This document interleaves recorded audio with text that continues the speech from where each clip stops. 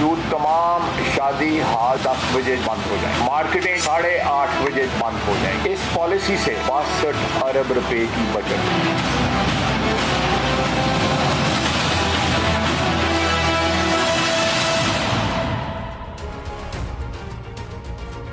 अस्सलाम वालेकुम। National security committee के इजलास के अंदर जो सबसे बड़ी एक की फाइंडिंग कहनी चाहिए वो पाकिस्तान की इकनॉमिक सिक्योरिटी के हवाले से डिस्कशन है। और उसके अंदर एक जुमला कि जब तक आपकी इक़्तिसादी खुद मुख्तारी ना हो तो मुल्क की सलामती जो है, मुल्क की खुद मुख्तारी जो है उसके ऊपर खदशात बरकरार रहते हैं।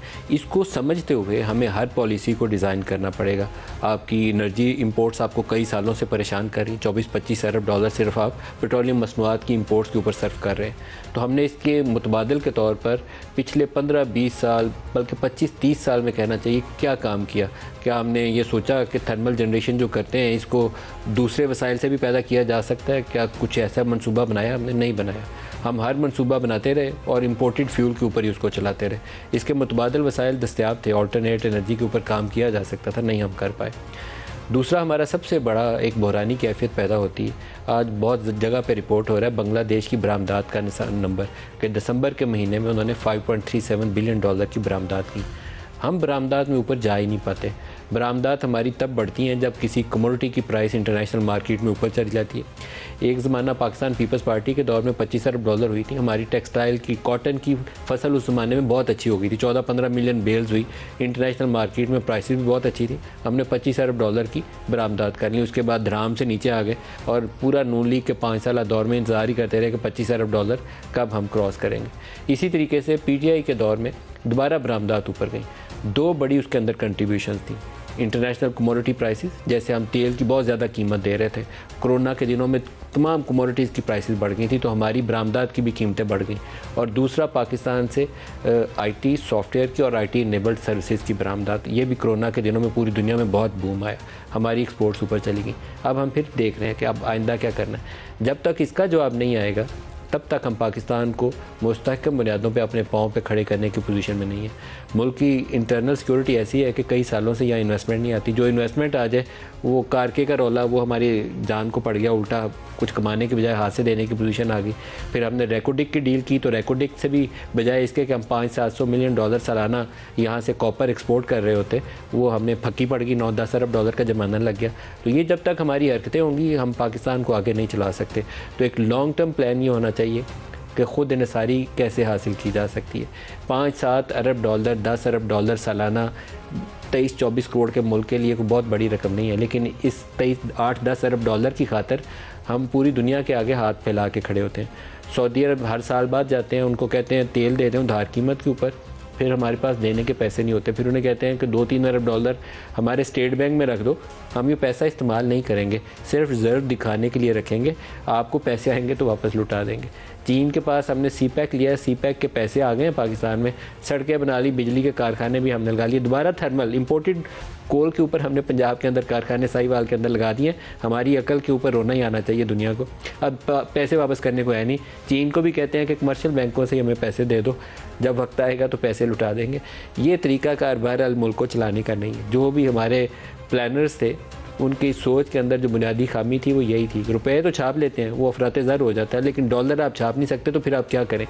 इस सूरत हाल से निकालने के लिए नारेबाजी सब ने की, लेकिन अमली तौर पर सब ने डुबोया ही है। इमरान खान हर तकरीर में, आज भी तकरीर के अंदर उन्होंने कहा कि उन्हें बहुत बड़ा तारीख का करंट अकाउंट खसारा मिला था, 19 अरब डॉलर। बिल्कुल सही कह रहे हैं, 8.99 बिलियन डॉलर या 19 अरब डॉलर उन्हें मिला था। जिस साल तहरीक इंसाफ की हुकूमत ख़त्म हुई है, 17.3 अरब डॉलर के करंट अकाउंट खसारे पे छोड़ के गए।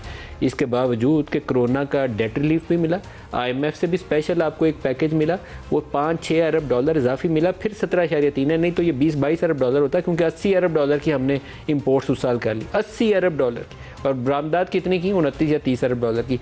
तो ये अप्रोच 50 अरब डॉलर की, जिस मुल्क को फकी पड़ी हो तजारती खसारे के अंदर, इन्वेस्टमेंट वहाँ 4 आने की नहीं आ रही हो, तो वो पैसे कहाँ से देगा? रिमिटेंसेस पाकिस्तानियों का भला हो कि पाकिस्तान भेजने 30 अरब डॉलर, नहीं तो ये इतना बड़ा गैप होना था कि हम फाइनेंस नहीं थे कर सकते। और अभी भी सबसे बड़ा चैलेंज यही है। इकोनॉमिक वल्नरेबिलिटी आपकी तब एड्रेस होगी जब आप डॉलर्स अर्न करने की पोजीशन में होंगे। आप 50 अरब डॉलर, 60 अरब डॉलर की बरामदात करें, 30 अरब डॉलर, 35 अरब डॉलर की रिमिटेंसीज और 90-95 अरब डॉलर आप साल का कमा रहे हो, तो फिर आपके लिए परेशानी नहीं है। अभी हम फंसे हुए हैं और निकलने का आसान रास्ता अगले साल 2 साल में तो आने वाला नहीं है। It will take some time. आज से मनसूबाबंदी शुरू की जाए तो फिर अगले 2-3 साल में उम्मीद होगी कि आप आगे निकलेंगे, वैसे नहीं निकलेंगे। और एक और खराबी की बुनियाद इमरान खान रख के गए। जितना काला धन लगाने की इन्होंने इजाज़त दी रियल एस्टेट सेक्टर के अंदर, एक गरीब आदमी की क़ुव्वत ख़रीद से 3 मरले 5 मरले का घर उससे बाहर हो चुका है। अब वो 5 मरले का घर आप सोचें कि लाहौर इस्लामाबाद में कोई गरीब आदमी, कोई दरमियाने दर्जे का शख्स ख़रीद लेगा तो बिल्कुल ये ख्वाब ही है, वो ख्वाब हकीकत नहीं बन सकता। क्योंकि हुआ ये है कि पाकिस्तान में किसी इंडस्ट्री में पैसा नहीं गया, किसी और कारोबार में लोगों ने पैसे नहीं लगाए, जो चलते कारोबार थे वो बंद हो गए, ठप हो गए। एक हमने खोल दिया दरवाज़ा, ले आओ दुनिया भर का काला धन, नो क्वेश्चन आस्क, सारा पैसा लगाओ इसके अंदर। रायती शरह से ऊपर हमने कर्जे भी दिए, तो वो जो कीमत किसी की 10 लाख थी ना, तो वो 50 लाख हो गई या 25-30 लाख हो गई उस जगह की। लेकिन उसका फ़ायदा क्या गरीब शख्स को हुआ या उसको हुआ जिसके पास पहले से कई करोड़ या कई 10-20 घर या 6 घर पहले थे, उसकी कीमतें डबल 3 गुना हो गई, 4 गुना हो गई। तो वो शख्स जो बैठा हुआ इंतज़ार में था कि मैं भी कभी 3 मरले का घर या 5 मरले का घर बनाऊँगा, वो नहीं बना पाया। अभी भी जब तक डॉक्यूमेंटेशन नहीं की जाएगी, रियल एस्टेट सेक्टर को प्रॉपर्ली टैक्स नहीं किया जाएगा, इसके अंदर कम व बेश 1.5-2 हज़ार अरब डॉलर का धन आया पिछले 3 सालों में या 3.5 सालों के अरसे में। जब तक आप उसको प्रॉपर्ली डॉक्यूमेंट नहीं करेंगे, कोई तरीका दुनिया का है ही नहीं। उसी पे पैसा डालते जाएं, वो सोना उगलती ज़मीन हो गई है, उसकी नीचे पता नहीं तेल के कुएँ निकल आते हैं, वो हाल हो गया। और इसके ऊपर हुकूमत के पास अभी भी मुझे लगता है कि कोई स्ट्रेटजी नहीं, इंतज़ार में बैठे हुए हैं कि पता नहीं ऊपर से कोई आसमान छप्पर फाड़ के कोई नीचे चीज़ें फेंकेगा। अपनी अकल और हिकमत अमली का इस्तेमाल हमारा ना होने के बराबर है। दूसरी तरफ सियासी लड़ाइयाँ हमारी अभी भी वही हैं। इमरान खान को जब तक हुकूमत नहीं मिलती तब तक सारी दुनिया जहान की बुराइयाँ वो तमाम अपोजिशन में और तमाम फ़ौज में और तमाम इस्टेब्लिशमेंट में दुनिया के हर बंदे में गिनवाते रहेंगे। अपना काम नहीं बताएंगे कि मैंने 4 साल कौन सा सही काम किया था। अभी उन्होंने जनरल बाजवा के ऊपर आजकल फोकस रखा हुआ है, क्योंकि जनरल बाजवा अब रिटायर्ड हो चुके हैं, अमेरिका से भी तवज्जो हटा ली है। अब सिटिंग आर्मी चीफ को भी टारगेट नहीं करना क्योंकि आइंदा हुकूमत लेनी है, तो सारी दुनिया जहान की बुराइयाँ घुमा फिरा के वो लाते हैं, जनरल बाजवा में डालते हैं। जनरल बाजवा के लिए आज उन्होंने एक हरफन मौला का लफ्ज़ इस्तेमाल किया, सुनिए क्या कह रहे हैं। जनरल बाजवा वो हर चीज़ के हरफन मौला बन गए थे, तो हमें लेक्चर दिए जा रहे थे कि नहीं जी इनको एनआरओ दे दो और आप सिर्फ इकॉनमी पे कंसंट्रेट करो। मैं याद उनको करवाया कि चाइना ने 450 वजीरों को जेलों में डाला है। उनको यही नहीं पता आज तक जिन मुल्कों में यहाँ एनआरओ दिया जाता है बड़े डाकुओं को और बेचारे छोटे चोरों को पकड़ा जाता है, वहाँ सारे मुल्कों में गुर्बत है। लेकिन जिन वज़ीरों को सज़ाए मौत देनी हो या निकालना हो या जेल में डालना हो, उनका ताल्लुक तहरीक इंसाफ से नहीं होना चाहिए। कोई 1000 अरब का कम से कम पेट्रोलियम का स्कैंडल था इमरान खान के दौरे हुकूमत में, 1000 अरब का, हो सकता है इससे ज़्यादा ही हो। किसी को पकड़ के सज़ा दी इमरान खान ने। वीट का स्कैंडल था, सेम क्रॉप में वीट एक्सपोर्ट भी की, वीट इंपोर्ट भी की, किसी को पकड़ा हमने। शुगर एक्सपोर्ट की इजाज़त दी, फिर हमने जो कुछ पाकिस्तान के अंदर कीमतों का हाल देखा 55 से 115 पे जाते हुए, उस पर किसी को सज़ा दी इन्होंने। तो there are so many other issues. सबसे ज़्यादा जो बड़ा स्कैंडल है जिसके ऊपर इमरान खान किसी दिन किसी अदालत में ज़रूर जवाब देने नहीं आना पड़ेगा, 190 मिलियन पाउंड लूटी हुई दौलत थी पाकिस्तान की। बरतानिया ने तारीख का पहला वाक़या कि पकड़ के हमारे 40-50 अरब वापस किया पाकिस्तान को। इनकी कैबिनेट ने वो पकड़ के बंद लिफाफा मंजूर करके वो रकम रियाज मलिक को वापस कर दी। किस कानून के तहत? तो वो सज़ा का अमल सिर्फ बाकियों के लिए था, इनकी अपनी जमात के ऊपर लागू नहीं था होता। बाकी सबको टांग देना चाहिए ताकि वो नेक नामी सिर्फ इनके खाते में आ जाए। ये डबल स्टैंडर्ड्स हैं। अगर उस असूल का इतलाक़ अपनी जमात पे करते तो आज मॉरली बड़ी हाई ग्राउंड पे होते। तोशा खाना के तहफ़ जो उन्होंने बेचे थे वो भी गंदा काम था, जो इन्होंने बेचे हैं तो इन्होंने भी गंदा काम किया। रियाज मलिक से 190 मिलियन पाउंड देकर 5 अरब या 6 अरब का वो बन जाती है अलकादर की ज़मीन भी और उसकी बिल्डिंग भी। वो फ़ायदा ना लेते तो शायद इनका मुकाम बेहतर होता, लेकिन फ़ायदा लेने के बाद उसी सफ़ में ये भी खड़े हैं। दूसरा भी स्टेटमेंट इनका बड़ा इंपॉर्टेंट है जनरल बाजवा के मतलब कि उनकी सोच ये थी कि कोई तगड़ा हो ही ना पाए।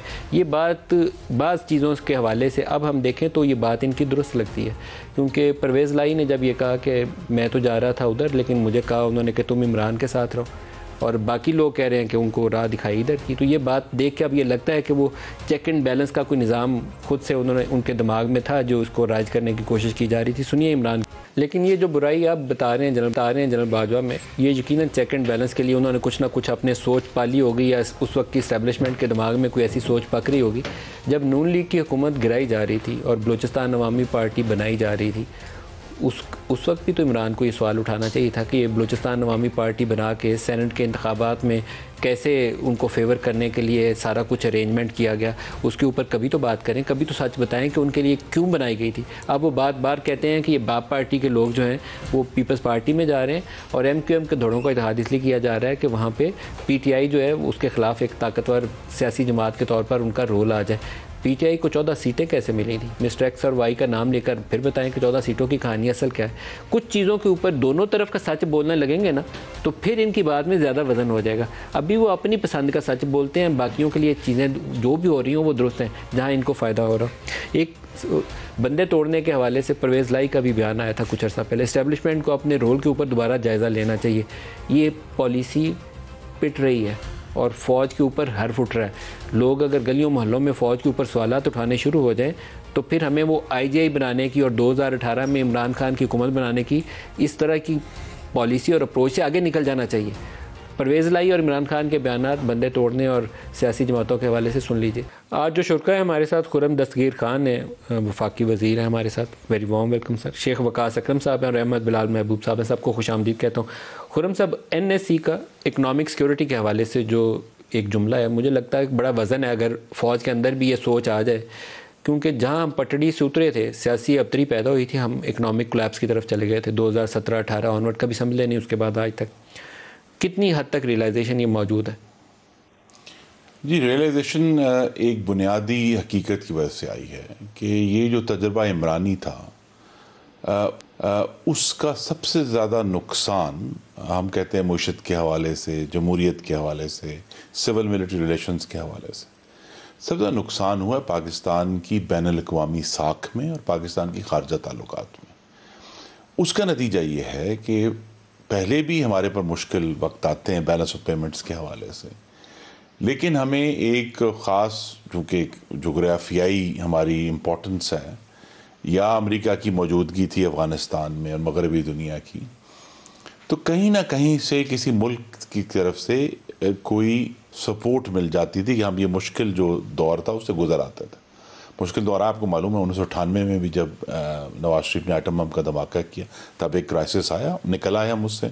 इस तरह बाद में भी वक्तन फ़वक्तन इस तरह के इशूज़ आए, लेकिन इस दफ़ा जो लेगेसी है इमरान खान की और इस तजर्बा इमरानी की, जिसमें ऑफ कोर्स जो है इदारों का भी कुछ रोल है कि पाकिस्तान की बैनुल-अक़वामी साख, चाहे वो IMF है, चाहे वो अमेरिका है, वो चाइना है, वो सऊदी अरब है, वो UAE है, टर्की है, वो इतना बड़ा बेड़ा गर्क ही मैं कह सकता हूँ, अंग्रेज़ी में तो कोलैप्स कहना चाहिए, इन्हदाम हुआ है, जिसकी वजह से हम एक ऐसी सिचुएशन में हैं कि दुनिया का कोई इदारा, IMF, world bank, Asian development bank, दूसरे जो ममालिक हैं जिनसे बायलैटरल भी सपोर्ट लेते हैं, वो कोई पाकिस्तान की किसी कमिटमेंट के ऊपर, अंडरटेकिंग के ऊपर मानने के लिए तैयार नहीं है।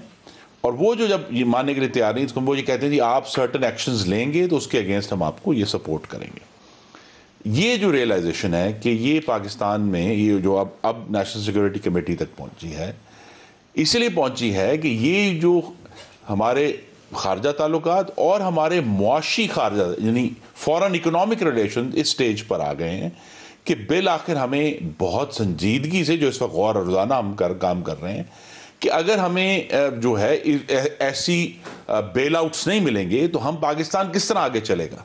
ये जो रियलाइजेशन है ये उस जुमले के अंदर आई है कि हमें अपना घर बाहर हाल ठीक करना है। फौज की नई क़यादत इसको फुली अंडरस्टैंड कर रही है। उनको अब समझ आ नहीं, देखिए ना, उनको भी वो सपोर्ट नहीं मिल रही जो उनको मिला करती थी, जो इशू था। असल में एक चीज़ हुई है, मैं इसके ऊपर खुल के चाहूँगा इस पे प्रोग्राम में बात करी जाए। अमेरिका से हमें बहुत सपोर्ट मिल जाती थी, IMF का प्रोग्राम भी फंसा होता था तो US स्टेट डिपार्टमेंट हमें सपोर्ट करते थे, उनका 17% शेयर वोटिंग शेयर है, उससे हमारा प्रोग्राम निकल जाता था। इस दफ़ा IMF के साथ बहुत सारी चीज़ें एसोसिएट कर दी हैं सारे दोस्तों ने। IMF कहता है ये करोगे तो देंगे, अमेरिका भी कहता है वो वेट कर लें। सऊदीज़ पीछे हट गए हैं क्योंकि इमरान खान ने एक दफ़ा उनको भी डिच किया।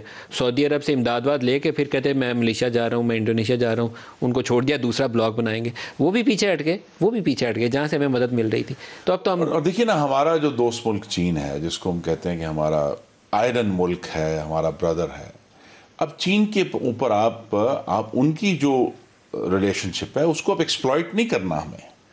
उसकी भी एक लिमिट है ना जी, उनकी इमदाद की, और गालिबन हम उसके करीब पहुंचे, शायद अभी भी एग्जॉस्ट नहीं हुए लेकिन करीब आ गए हैं। वो भी ये कहते हैं कि आप अपने मामलात को दुरुस्त करें, अपनी कंजम्पशन को घटाएं, एनर्जी कंजम्पशन को घटाएं, बेहतर जो तरीके हैं कंजम्पशन के उस तरफ जाएं। तो ये सारी जो अब हमें पूरी दुनिया से जो लेक्चर मिल रहे हैं कि भाई अपना घर ठीक करें। अब हम दुनिया के पास जाते हैं, हम कहते हैं कि देखें पाकिस्तान में इतना सैलाब आया है, 30 अरब डॉलर का नुकसान हुआ है। वो ये कहते हैं ठीक है पाकिस्तान को बहुत नुकसान हुआ है, पाकिस्तान को हम सपोर्ट भी करते हैं, लेकिन क्या पाकिस्तान की गवर्नमेंट जो है या अवाम जिनको हम रिप्रेजेंट कर रहे हैं उनका जो रियलाइजेशन है कि पहले की तरह नहीं चलेगा। और ये सिर्फ रियलाइजेशन पाकिस्तान की तो एक मखसूस जोग्राफियाई सूरत हाल है जिसकी बुनियाद पर ये इशूज हैं कि 2021 में अमेरिका यहाँ से निकल गया और उसके बाद उसको पाकिस्तान की उस तरह ज़रूरत नहीं रही जो जिस तरह थी।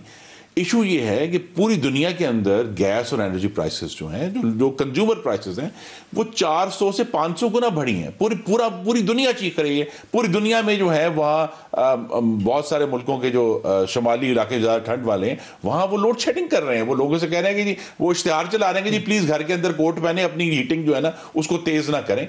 तो हमें भी ये रियलाइजेशन कि ना सिर्फ एनर्जी सेक्टर बहुत बड़ा सेक्टर है, लेकिन उसके अलावा भी ओवरऑल हमें अपनी चादर के अंदर रहना सीखना है। और ये 2022 एक ऐसा साल था जिसमें पाकिस्तान के तमाम इदारों को, पाकिस्तान की सियासी जमातों को, हुकूमतों को ये अंदाज़ा हो गया कि ये जो हमारी मखसूस जोग्राफियाई सूरत हाल की बुनियाद पर हमें दुनिया से जो सपोर्ट मिलती थी, अब अगर वो नहीं मिलेगी तो हम कैसे आगे चलेंगे। सपोर्ट आइंदा भी मिलेगी, लेकिन हमें अपने काम दुरुस्त करने पड़ेंगे। अपने काम दुरुस्त करने। शेख वकास अकरम साहब, आपसे भी ये मैं सवाल करना चाहूँगा। एक आम तवक्को अब ये है कि शायद आर्मी चीफ को विज़िट होंगे और वो मिडिल ईस्टर्न कंट्रीज़ में जाएंगे, सऊदी अरब जाएंगे, UAE कतर जाएंगे, चाइना भी विज़िट करेंगे। तो उसके बाद ये कोई इमदादी पैकेज मिलेगा, बेल आउट हो जाएंगे हम इस सूरत हाल से। 4-6 महीने में बड़ी मुश्किल पेश आएगी। हमें पॉलिटिकल लेवल के ऊपर भी संजीदगी का मुजाहरा करना चाहिए, कमिटमेंट, यकजहती, एटलीस्ट कुछ 2-4 नुक्ते ऐसे होने चाहिए जिसके ऊपर इत्तेफाक राय होना चाहिए। हर सियासी जमात का अपना ही प्रोग्राम होता है, उसमें कोई इकट्ठे नहीं हो सकते, लेकिन 3-4 नुक्तों के ऊपर इकट्ठा होना चाहिए। वो क्या हमारी ऐसी सोच कभी बनेगी लीडरशिप लेवल के ऊपर? देखें, पाकिस्तान में अनफॉर्चुनेटली मलिक साहब जो रिवायात है सियासी और जो रिवाज है, अगर उनको देखा जाए तो अपोजिशन का काम जो होता है वो हुकूमत को गंदा करना, और हुकूमत का जो ज़्यादा वक्त है वो लोगों के मसाइल हल करने की बजाय अपोजिशन को गंदा करना होता है। ये कम अज़ कम मैं पिछले 10-15 साल से तो ख़ुद बड़ा कीनली ऑब्ज़र्व कर रहा हूँ। इस पर बहस भी हो सकती है, इसमें बहुत सी मिसालें मौजूद हैं। अपोजिशन लीडर जो है वो प्राइम मिनिस्टर को बुरा भला कहने में पूरी प्रेस कॉन्फ्रेंस लगा देते हैं, और यहाँ प्राइम मिनिस्टर्स भी, एक प्राइम मिनिस्टर नहीं, अब मौजूदा और माजी करीब के कई प्राइम मिनिस्टर वो अपोजिशन लीडर को बुरा भला कहने पे। इनकी ये जो गैर संजीदा जो रवैया है टूवर्ड्स सॉल्यूशंस, कि ये जो लोग जो हैं जो जिस मसले का शिकार हैं, कौम जिस मसले का शिकार है, उसको उससे निकालने की बजाय अगला इलेक्शन लड़ने का, अगला इलेक्शन जीतने का सिर्फ एक ही तरीका है, मुखालिफ को गंदा करो, जलील करो, चाहे उसमें पाकिस्तान की इंटरनेशनली भी जो है वो बेइज्जती हो जाए, मगर इनू करना चाहिए, इनू गंदा होना चाहिए। तो अब वो दुनिया जो है ना वो आपको देखती है, एक एक चीज़ नोट करती है। उनके सफारतकार यहाँ पे मौजूद है, इंटरनेशनल मीडिया है, प्रेस है। वो जब आपका एक गैर संजीदा, हर पार्टी का, मैं एक नहीं कह रहा जी, हर पार्टी का ये गैर संजीदा रवैया अपने अपने वक्त में, इनके आप काम देख लें जब ये अपोजिशन में होते हैं, फिर इन्हीं लोगों के काम देख लें जब आप ये गवर्नमेंट में होते हैं, तो उसके बाद फिर उनको फिर एक ही इदारा नज़र आता है, वो फ़ौज है जिसका भी आपने जिक्र किया कि वो जाएंगे, वो मांगेंगे, कम अज़ कम अगले कमिटमेंट देते हैं, फिर उसका पैरा भी देते हैं, फिर वो एक इदारा है, वो डिसिप्लिन में रहता है, और इस किस्म के जो मैस है, इस गंदगी से वो दूर रहते हैं। तो इस किस्म की जो संजीदगी है ना जी, जो style of politics unfortunately Pakistan में इस वक्त राइज है, मुरवजा है, अगर ये इसी तरह चलता रहा तो इस संजीदगी की मुस्तकबिल में कोई उम्मीद कोई नहीं है। देखें, बड़ी बड़ी बातें करना बहुत आसान होता है। ये बड़ी बात है कि जी हर चीज़ का इंतजाम हो गया, हर चीज़ फारिग होगी, मैं ठीक है, मैं I agree with it. But देखने वाली बात है कि रियलाइजेशन क्या है। रियलाइजेशन ये है कि हुकूमत जो लोगों को बता रही है कि रोटी खाने के पैसे नहीं है, वो 70-80 बंदियाँ दी काबीना लेके बैठी है। हुकूमत जो कह रही है एक डॉलर बचाना चाहिए, वो वज़ीर बेमहकमा लेके बैठे हैं। हुकूमत जो ये कहती है कि जनाब हमारे पास पैसे कोई नहीं है, आप अपने लिए ये सारा कुछ करें। इनके वज़ीर, एक मैं बयान सुन रहा था कायरा साहब का, उन्होंने कहा जी कि साढ़े खर्चे ज़्यादा ने, आमदन थोड़ी है, तो खर्चे घटाओ भाई, वो खर्चे घटाओ, 80 घटाने दें। अभी कुछ इकोनॉमिस्ट जो थे, इंटरनेशनल और नेशनल पाकिस्तानी जो थे, मैं एक रिपोर्ट पढ़ रहा था, कम से कम 48% खर्चे इनको घटाने पड़ेंगे किसी लेवल पे बात को लाने के लिए। रह क्या गया है जो मतलब ये शहबाज शरीफ की काबीना एटलीस्ट वो मौजूदा सूरत हाल में, तो उसको जस्टिफाई करना बहुत ही मुश्किल है। अहमद बिलाल महबूब साहब, जो पोलिटिकल इंजीनियरिंग पाकिस्तान में बार-बार जो डिस्कस हो रही है, पोलिटिकल इंजीनियरिंग का भी आपसे मैं बात कर लूँ। पोलिटिकल इंजीनियरिंग पाकिस्तान में पिछले 10-12 सालों की आप सियासत देखें, 2011 में लाहौर के इमरान के जलसे से लेकर धरना जो 14 में आके वो यहाँ बैठे थे, उसको भी साथ शामिल कर लें, और फिर 2018 के इंतखाबात से पहले जो कुछ हुआ, ये किस चीज़ की कमाजी है? क्या इसके साथ फिर हम सोच सकते हैं कि पॉलिटिकल स्टेबिलिटी आएगी या इकोनॉमिक स्टेबिलिटी आएगी? हमें इन चीज़ों को बड़ा संजीदगी से जायज़ा लेना पड़ेगा, पॉलिटिकल इंजीनियरिंग वाला सिलसिला पहले रोकना पड़ेगा। बहुत शुक्रिया नदीम मलिक साहब, मुझे बहुत इत्मीनान हुआ कि किसी ने बुनियादी मसले की भी बात की है। ये जो पॉलिटिकल इंजीनियरिंग है ना, ये बुनियादी बात है। इससे मुल्क के अंदर एक दो अमली पैदा होती है, और मैं गुजारिश ये करता हूँ, ये बात कहनी ज़रा मुश्किल होती है, लेकिन जैसे कहते हैं ना, ट्रूथ मस्ट बी टोल्ड, सच बयान करना चाहिए। ये एक छोटी सी किराने की दुकान पे भी अगर आप 2 आदमी बिठा देना गले के ऊपर, तो वो नहीं चल सकती। तो यहाँ इस 22 करोड़ के मुल्क के ऊपर आप 2 अमली इख्तियार करते हैं, और फैसला करने का इख्तियार जिसको होना चाहिए उसको होता नहीं है, और जिसको नहीं होता वही सारे फैसले करता है। और अब ये चौराहे में हंडियाँ फूट रही है, और अब हक़ाइक़ खुल के सामने आ रहे हैं और इतराफ़ात हो रहे हैं। हमारी जो बुनियादी ख़राबी की वजह है वो यही है। आफ्टर ऑल हम दुनिया का अनोखा मुल्क तो नहीं है कि वो मुल्क जो खसारे में जाते थे वो हमसे आगे निकल गए, अब हमसे बेहतर उनकी पर कैपिटा इनकम है, उनकी एक्सपोर्ट्स भी बेहतर है, हम पीछे रह गए हैं। उसकी वजह ये पॉलिटिकल इंजीनियरिंग का निज़ाम है। तो मैं समझता हूँ नेशनल सिक्योरिटी कमेटी के अंदर जो गुफ्तगू है वो स्ट्रेटेजिक किस्म की होनी चाहिए, वो इसी मौजू पे होनी चाहिए कि ये क्या है। ये जो एतराफ़ किया गया है कि 70 साल से हम जो कुछ कर रहे थे वगैर आईनी था, तो उससे किस तरह से निकल सकते हैं, और आइंदा जो प्लेज किया गया है कि हम ऐसा नहीं करेंगे, उसकी ऊपर भी ज़रा मॉनिटर किया जाए उसको कि ये क्यों ऐसे हो रहा है, क्यों होता रहा है, और आइंदा इससे बचा कैसे जा सकता है। ये है वो स्ट्रेटेजिक थिंकिंग जिसके ऊपर बात होनी चाहिए। क्योंकि ये जो बातें वो कह रहे हैं ना कि ये हरफन मौला वाली और हर चीज़ में दखल अंदाजी देने वाली, आपने बजा पर बताया कि 2013 में जो हुकूमत आई थी वो भी ज़ाहिर है कोई फरिश्ता तो नहीं थी, लेकिन एक निज़ाम चला रही थी ना। तो बाकायदा एक पूरा कॉन्स्पिरेसीज़ का एक निज़ाम बना के उसको उसकी जड़ से उखाड़ा गया, और उसका तो खैर जो हो गया उनको नुकसान वो हो गया, लेकिन मुल्क को कितना नुकसान हुआ।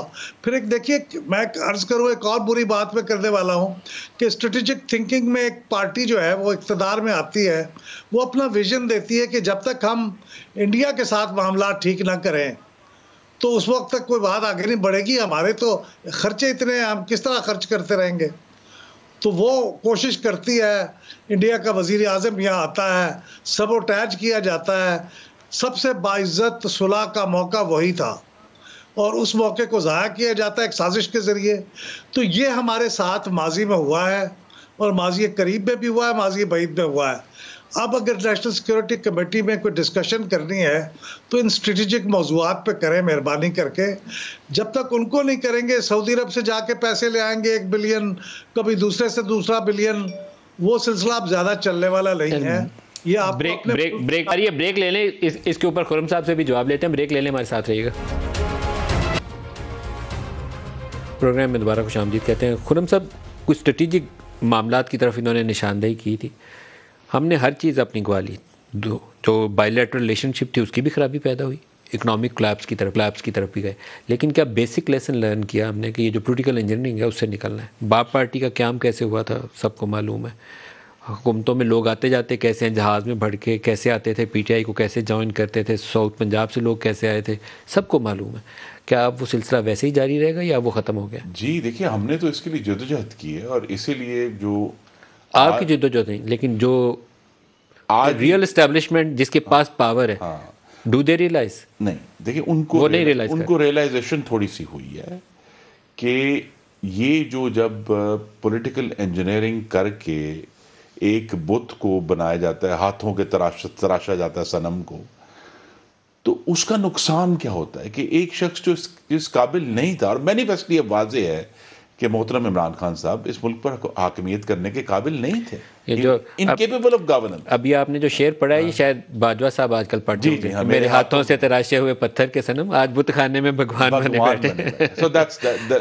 सो दिस इज एक तो देखिए, पॉलिटिकल इंजीनियरिंग एक गैर आईनी अमल है। हम उसकी जो है वो ज़रूर कर सकते हैं, उसकी वी कैन कंडेम इट, लेकिन उसका कॉन्सिक्वेंस देखें ना, जिसको मैंने आपको यहाँ इस प्रोग्राम के शुरू में कहा, उसका कॉन्सिक्वेंस ये हुआ है कि पाकिस्तान की हाकिमियत की चूलें हिल गई हैं, पाकिस्तान की फॉरेन पॉलिसी की चूलें हिल गई हैं कि हमें जो है वो, और उसकी जो इंटरनेशनल इकोनॉमिक डायमेंशन है उसकी चूलें हिल गई हैं कि पूरी दुनिया में एक वज़ीर आज़म की वजह से, सेलेक्टेड की वजह से पाकिस्तान की साख जो है चाइना में, अमेरिका में, सऊदी अरब में, तुर्की में, यूएई में, उसका बेड़ा गर्क हो गया। और उसको रिपेयर करना लिटरली एक रिपेयर वर्क है जो आजकल वज़ीर ख़ारजा कर रहे हैं, जो आने वाली हुकूमत को भी करना पड़ेगा। शहबाज शरीफ साहब भी यही काम कर रहे हैं आजकल, जब भी वो तशरीफ ले जाते हैं, कि रिपेयर वर्क है कि नहीं, Pakistan is responsible. Yes, Pakistan का जो वज़ीर आज़म है वो अपनी ज़बान बंद रख सकता है, वो मतानत के साथ और संजीदगी के साथ गुफ्तगू कर सकता है। तो सिर्फ ये नहीं है कि गैर आईनी और गैर जमहूरी अमल हुआ है, उसका हमें नुकसान बहुत हुआ है पूरे मुल्क को, कि 2017 के बाद से जिस किस्म का डीरेल हुई हमारी इकोनॉमिक ग्रोथ जो थी, और जिस तरह के हमें फिर नुकसानात का सामना, ठीक है बीच में कोविड भी आया 2 साल का, लेकिन जो हमें नुकसानात का सामना करा, ये तजर्बा अब हम दोबारा पॉलिटिकल इंजीनियरिंग का करने के मुतहम्मिल नहीं हो सकते। पहला सबक ये है। दूसरा यही है कि जो हमने 75 साल पाकिस्तान की जो जोग्राफाई लोकेशन को कहते हैं लिटरली एज ए रिसोर्स कर्स, जिस तरह तेल वाले ममालिक में हमने इसको रिसोर्स कर्स के तौर पर इस्तेमाल किया कि पूरी दुनिया कहीं ना कहीं से हमें बेल आउट देती थी। हमें अब इस पर संजीदगी, हम सोच रहे हैं इसके ऊपर, उम्मीद है कि जो आने वाली हुकूमत पाकिस्तान के अवाम मुंतखब करेंगे वो भी सोचेंगे कि अब हमें अपने वसाइल के अंदर रहना है। और जब हम वसाइल की बात करते हैं, बड़ी देर से हम सुनते हैं जी डिफेंस बजट। पाकिस्तान के बजट में इस वक्त सबसे जो भयानक शुमारिया है वो हमारे अंदरूनी कर्जे की जो किस्त हमने वापस करनी होती है। टोटल 4000 अरब रुपए आप सालाना इंटरेस्ट पेमेंट्स हो चुके हैं। और डिफेंस से कोई 2.5 गुना ज्यादा तो आप उधर पे कर रहे हैं। मैं ये कह रहा हूं कि यहाँ जो है, ये जो एक consistent living beyond the means है, कंसिस्टेंट एक्स्ट्रा कंजम्पशन है, ये अब वाज़ेह है इस मुश्किल वक्त में। हमारे लिए भी मुश्किल है हुकूमत में होते हुए, अवाम के लिए भी मुश्किल है। मुझे बेहद एहसास है, मैं एक मुंतखब नुमाइंदा हूँ, लेकिन जो 75 साल से हमारे तरीके थे, चाहे वो पॉलिटिकल इंजीनियरिंग के थे, चाहे वो बेल आउट लेने के थे, अब आकर हम सबको ये समझ आ रही है, और आनी चाहिए जिनको नहीं आ रही, कि पाकिस्तान की हाकमियत का जो अंदाज है वो हमें तब्दील करना पड़ेगा। और सबसे वही बात है कि अपने वसाइल के अंदर रहकर हुक्मरानों को भी अंदाज रोजगार देना पड़ेगा, हुक्मरानों को भी अंदाज। शेख वकास अकरम साहब, क्या हल निकलेगा? क्या मौजूदा जो गवर्नमेंट इस वक्त है, पीटीएम की कोलिशन गवर्नमेंट, जिसके हर बंदा ही वजीर बना हुआ है और गाड़ियों का वो रेल पेल है उनके पास, ये हल दे सकेंगे? वो मुश्किल फ़ैसले कर सकेंगे कि पाकिस्तान को सही खतूत के ऊपर कैसे इकनॉमिक डिसीजंस लेकर आगे बढ़ाना है? या फिर वो जो बहस शुरू हो जाती है कि टेक्नोक्रेट्स लाएँ, वो पेनफुल एडजस्टमेंट कर दें? मेरे तो ख्याल में ओनरशिप होनी चाहिए, पोलिटिकल ओनरशिप होनी चाहिए। आउटसाइडर्स की पोलिटिकल ओनरशिप नहीं होती। शेख वकास साहब। मलिक साहब, मेरी ज़ाती राय ये है कि खुर्रम भाई मेरा बड़ा एहतराम का ताल्लुक़ है इनसे, बसद एहतराम के साथ ये नाराज़ ना हो। मेरी ज़ाती राय ये है कि ये कोई हल नहीं दे सकेंगे, ये कोई मुस्तकिल हल निकाल नहीं सकेंगे एक गवर्नमेंट जो अपने एलाइज के हाथों इतनी ब्लैकमेल होती है कि उनकी हर जायज़ नाजायज़ ख्वाहिश पूरी करने के लिए अपना image in public when you are basically जिसलिए तुसी भुख मरदे पे हो, आप सिर्फ अपने एलाइज को खुश करने के लिए हर जायज़ नाजायज़ कदम उठाने के लिए तैयार हैं, हर पोर्टफोलियो देने के लिए तैयार हैं, किसी को गवर्नर बनाने के लिए तैयार हैं, किसी को गाड़ियाँ देने के लिए तैयार हैं, फॉरेन ट्रिप्स पे भेजने के लिए तैयार हैं। आप ये समझते हैं कि ये अपने एलाइज के साथ मिल के अगले चंद महीनों में या 2023 में इस मुल्क के लिए कोई सख्त डिसीजंस लेंगे या कोई इसका हल निकाल सकेंगे? I doubt it. कर सकते होंगे, पर आपने मेरी राय पूछी है, आई डाउट इट। मैं ये समझता हूँ कि ये और ज़्यादा ब्लैकमेल होंगे बहसीयत हुकूमत अपने एलाइज के हाथों। एलाइज सारों के साथ यही करते हैं, इमरान खान नाल भी इंजी करते सन, काफ लीग नाल भी इंजी करते सन, मियाँ साहब नाल भी इंजी करते सन, इन्होंने नाल भी इंजी हो रहा है। अब देखने वाली बात साहब एक जो उससे भी बड़ा अलमिया है ना शेख वकार साहब, जो लैक ऑफ विजन है ना, वो बड़ा अलमिया होता है। अब एनर्जी क्राइसिस का भी इन्होंने खुरम साहब ने जिक्र किया, शहबाज साहब ने आते ही 6 डेज़ वर्किंग वीक कर दिया था, जबकि दुनिया सारी वर्क फ्रॉम होम की तरफ जा रही थी। एक दिन मुकर्रर कर लें कि जिसमें ट्रांसपोर्ट ना चले, उस तरह की सोचें आ रही थी, उन्होंने 6 डेज़ वर्किंग वीक कर दिया। ये नहीं हो सकता था। मैं स्ट्रांगली सपोर्ट करता हूँ कि जो 8 साढ़े 8 बजे कहते हैं दुकानें बंद करनी है, डे 1 ही नहीं करना चाहिए था, लेकिन 8-10 माह ये सोच उनके करीब से नहीं गुजरी। ये तो अब हमारे पास पैसा नहीं है तो हम ये सोच रहे हैं, वैसे तो ये ना होती सोच। तो मुझे लगता है लीडरशिप में विजन नाम की चीज़ लैक करती है सीरियसली। नहीं सर, विजन मैं तुसी की गल कर दो मलिक साहब, विजन कितों मैं बेचारे अपनी गवर्नमेंट संभालें, अपने एलाइज को राज़ी कर रहे हैं, जिन्होंने ये सारा कुछ इनको यहाँ बिठाया है, वापस लेके आए हैं, उन्होंने राज़ी करन, की करन, ये सॉल्यूशंस की तरफ जाएं या अपने पॉलिटिकल इमेज का ख्याल करें? ये सॉल्यूशंस की तरफ जाएं या ख्याल करें वहाँ मियाँ साहब लंदन में बैठ के क्या कह रहे हैं, पार्टी क्या कह रही है, पार्टी में क्या हो रहा है, अवाम क्या कह रही है। बहुत सारी चीज़ें जो हैं उसमें ये ऑक्यूपाइड हैं और इनके लिए बहुत मुश्किल है कि अगर कोई विजन है भी सही तो उसको इम्प्लीमेंट कर सकें। And I agree with you कि वो लैक ऑफ विजन कोई पाकिस्तानी लीडरशिप में पहली दफ़ा नहीं है, ये हमेशा से हुआ। जो साड़ी लीडरशिप में विजन होता तो साड़ा ये असर होता जो आज साढ़े नाल हो रहा है। मैं ये समझता हूँ अहमद बिलाल साहब, एक आपसे भी ये सवाल करता हूँ, आप बहुत ज़्यादा एनालिसिस करते हैं सियासी जमातों के भी और सियासी माहौल के ऊपर भी करते हैं। कुछ सियासी जमातों के अंदर भी तो थॉट प्रोसेस होना चाहिए। इमरान खान ने एक वो इलेक्शन से पहले पता नहीं 1 करोड़ घर दे दूंगा, 1 करोड़ नौकरियां दे दूंगा, 50 लाख घर दे दूंगा, इस तरह की चीज़ें नारे मारना बहुत आसान होता है, लेकिन एक रोड मैप सियासी जमात के पास होना चाहिए कि हम आए हैं तो हमारा ये प्रोग्राम है, हमने 5% ग्रोथ लेनी है, हमने एक्सपोर्ट्स को 2 गुना करना है, लेकिन कैसे, उसका कोई रोड मैप होना चाहिए। बरतानिया में उनकी एक वज़ीर आज़म चंद दिनों में उनकी छुट्टी होगी क्योंकि उनका जो ओवरऑल कॉन्सेप्ट था इकोनॉमिक पॉलिसीज़ के मतलब लोगों ने उसको क्वेश्चन किया कि आप तो बात ही ठीक नहीं कर रही, वो गवर्नमेंट में सर्वाइव नहीं की, वो छुट्टी हो गई उसकी। हमारे यहाँ ये चीज़ है ही नहीं, हम पूजते हैं बुत की तरह कि ये बंदा आएगा तो पता नहीं ऊपर से हुन बरसेगा। अहमद बिलाल साहब, कल चीफ मिनिस्टर ने भी 20 लाख घरों का ऐलान किया। अहमद साहब, मलिक साहब, गुजारिश है कि ये शेख वकास इकरम साहब की बातें बिल्कुल ठीक हैं, लेकिन बसद एहतराम उनसे मेरा भी ताल्लुक बहुत एहतराम का है। ये देखें, ये जो विजन है ना, ये बहुत महंगी पड़ती रही है हमारे साबिक वज़राए आज़म को। जब भी वो कोई विजन लेके आते हैं या कोई स्ट्रेटेजिक थिंकिंग अपनी डेवलप करने लगते हैं, जुल्फ़िकार अली भुट्टो को भी उसकी कीमत अदा करनी पड़ी, बेनज़ीर भुट्टो साहबा को भी अदा करनी पड़ी और नवाज शरीफ को भी अदा करनी पड़ी। तो इसलिए ये सबक ये हासिल हुआ है कि बहुत ज़्यादा स्ट्रेटेजिक थिंकिंग और विजनरी थिंकिंग की ज़रूरत नहीं है, उसका नुकसान होगा, सज़ा मिलेगी। दूसरी गुजारिश ये है कि कोलिशन गवर्नमेंट जो फैसले करती है आपस में कंप्रोमाइज़ करके, ये कौन सी कोई अजीब बात है, और ये किस गवर्नमेंट ने नहीं किया। ये तो जमहूरी हुकूमतों को तो मजबूरी होती है कि उनको अपने एलाइज को साथ लेके चलना पड़ता है, लेकिन ये तो फौजी हुकूमतें भी जब आती हैं तो उनको भी करना पड़ता है। ज़िया-उल हक साहब बावजूद कोशिशों के कालाबाग डैम ना बनवा सके, उनको भी अपनी कोलिशन को लेके चलना था ना, जनरल फजल हक को लेके चलना था, जनरल चिश्ती को लेके चलना था, और इसी तरह से आपको मुशर्रफ साहब भी बहुत कोशिशें करते रहे।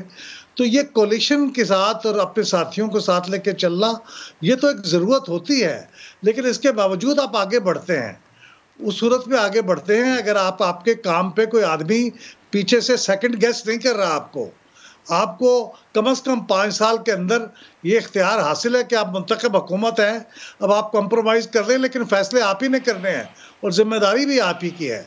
तो मैं वही अर्ज़ करूँगा कि स्ट्रेटेजिक थिंकिंग करने की केपेबल है मुंतखब हुकूमत। आफ्टर ऑल 73 का आइन भी इन्होंने ही बनाया था, 18वीं तरमीम भी इन्होंने ही की थी, और जो आपका इंडस वाटर का अपोर्शनमेंट अकॉर्ड है वो भी इन्होंने किया था। तो ये कर लेते हैं, इनको थोड़ा सा मौका अगर दिया जाए तो असल बात यही है कि जो मुंतखब हो जाए प्लीज़ उसको मौका दिया जाए, उसको काम करने दिया जाए। मलिक साहब सवाल देखिए 2013 में कहते हैं ना विजन नहीं था, आखिर हुकूमत आई मोहम्मद नवाज शरीफ की क़यादत में, लोड शेडिंग ख़त्म की, दहशतगर्दी से लड़े, कराची को पुरअमन किया, अनक्वेश्चनेबल है, सीपैक लेकर आए, ये सारे काम वही थे ना जी जो कहते थे कभी नहीं होंगे या नहीं हो सकता। अब अगर वो उस तरह का जो जिसकी तरफ इशारा कर रहे हैं अहमद बिलाल साहब कि अगर वो कंटिन्यू करता तो हम आगे बढ़ते। अभी भी कहते हैं जी विजन नहीं, विजन ये है जो आज हमने दिया है काबीना ने कि पाकिस्तान में अब जो पुराने स्टाइल के जो फिलामेंट बल्ब हैं वो नहीं बनेंगे, वो नहीं, हम उसके मुताबिल नहीं हो सकते। पाकिस्तान में जो ज़्यादा बिजली खर्च करने वाले पंखे हैं, पंखों की जो सिर्फ मौसम गर्मा में उनकी बिजली की खपत है वो तकरीबन 10 से 12 हज़ार मेगावाट है जो पूरे मुल्क में पंखे चलते हैं। अगर वो एफिशिएंट हो जाएं तो वो 12,000 की बजाय 6,000 मेगावाट इस्तेमाल करेंगे। ये विजन है कि पाकिस्तान में अब जो है। सर आपने जो 13 की मिसाल दी, मैं आपको उसी बिगर क्वेश्चन की तरफ लेके जाऊँगा। आपके वो सोच अगर इंप्लीमेंट करेंगे तो बेहतर है, लेकिन मैं 13 की तरफ आपको लेके जाता।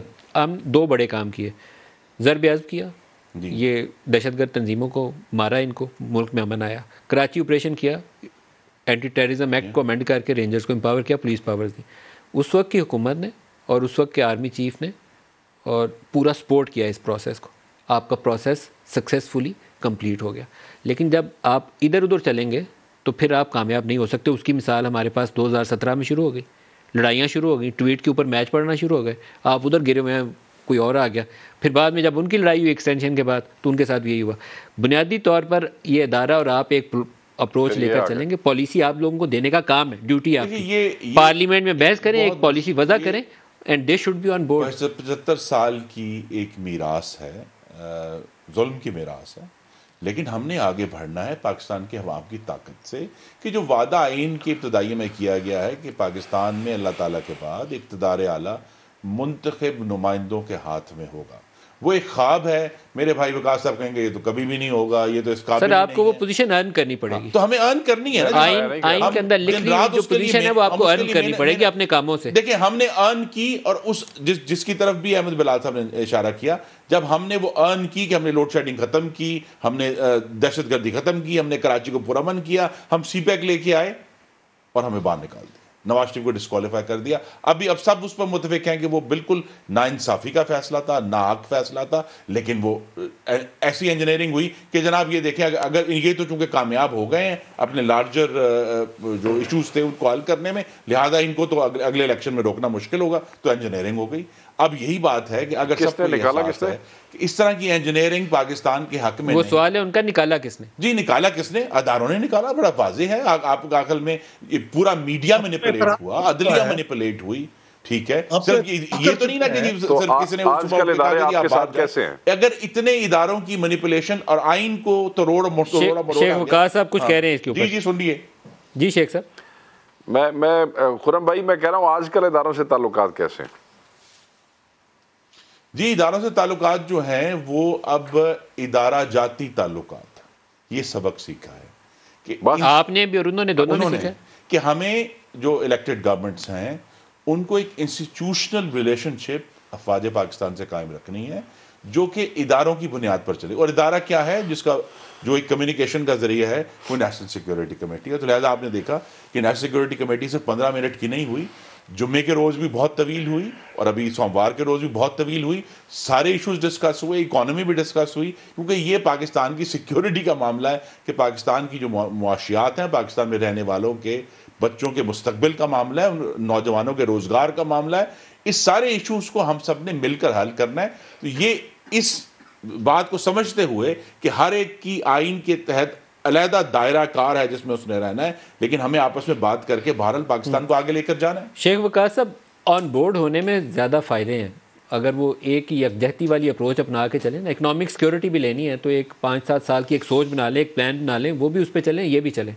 ये भी 80-80 वज़ीर ना पालें, 50-50 गाड़ियों का कारवान लेकर ना चलें, ज़मीन पर पाँव रख के हुकूमत भी चले और उधर से भी सपोर्ट हो तो मामला आगे चल सकता है।